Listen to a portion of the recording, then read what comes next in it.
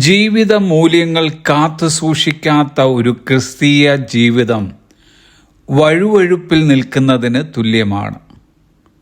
മൂല്യാടിസ്ഥാനങ്ങളിൽ നിൽക്കാത്തത് നിമിത്തം നാം പോകുവാൻ ആഗ്രഹിക്കാത്ത സ്ഥലങ്ങളിലേക്ക് ഏത് കാറ്റിനും നമ്മെ കൊണ്ടുപോകുവാൻ കഴിയും.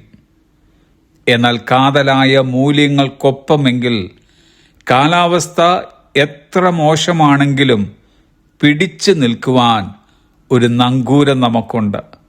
ആ നങ്കൂരമത്രേ നമ്മുടെ അടിസ്ഥാനമായ കർത്താവായ യേശു ക്രിസ്തു. അമേരിക്കൻ പ്രസിഡന്റായിരുന്ന എബ്രഹാം ലിങ്കൺ പറഞ്ഞതത്രേ, "When I lay down the reins of this administration, I want to have one friend left, and that friend is inside myself." ഞാൻ ഈ ഭരണത്തിൻ്റെ കടിഞ്ഞാൺ തിരികെ നൽകുമ്പോൾ എനിക്കൊരു സുഹൃത്ത് ശേഷിക്കണമെന്ന് ഞാൻ ആഗ്രഹിക്കുന്നു. ആ സുഹൃത്ത് എൻ്റെ ഉള്ളിലുണ്ട്. നമ്മുടെ ജീവിത മൂല്യം എന്നത് ക്രിസ്തുവുള്ള ജീവിതമാണ്.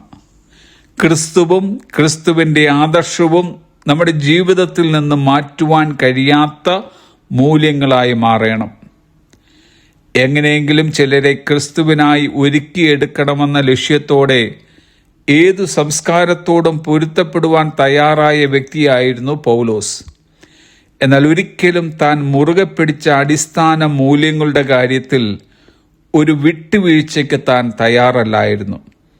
അതുകൊണ്ടായിരുന്നു പൂർണ്ണ പ്രാഗൽഭ്യത്തോടെ പൗലോസ് ഇങ്ങനെ പറഞ്ഞത്, "ഞങ്ങളാരോടും അന്യായം ചെയ്തിട്ടില്ല." ഇന്ന് നാം പല മേഖലകളിൽ പലതിനോടും പൊരുത്തപ്പെട്ട് ജീവിക്കുന്നവരായിരിക്കാം.